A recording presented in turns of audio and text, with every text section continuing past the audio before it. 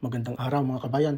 Tara, samahan niyo muna kami at tayo ay magbebenta ng mga gulay mga kabayan.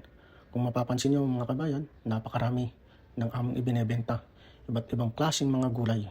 Yan po mga kabayan. Sa araw-araw po ng ginawa ng ating Panginoon, yan po yung aming pinagkakaabalahan, lalong-lalo na yung aking kapatid na si Rosa mga kabayan. No? Yan po. Diyan po kahit tanghaling tapat, kahit mainit, ayan po yung aking kapatid, kung mapapansin niyo mga kabayan, ay talagang matyaga. Matyaga po siyang nagbebenta ng mga gulay namin. Dahil yan lang po yung alam namin na pwede naming maibebenta sa pang-araw-araw mga kabayan. Kaya shout out po sa mga taga-Sangitan, lalong-lalo na yung mga aming mga katabi rito, ganun din sa aking kapatid. No? Napakatyaga. At talagang kahit anong hirap, kahit anong puyat, pagod, ay nagtsatsaga po siya para sa ganun makapagbenta kami ng mga gulay. Kung hindi po namin gagawin yan mga kabayan, ay wala rin tayong pangtutustos sa ating mga mag-aaral, sa ating mga pamilya, lalo na po sa pang-araw-araw na gastusin sa bahay.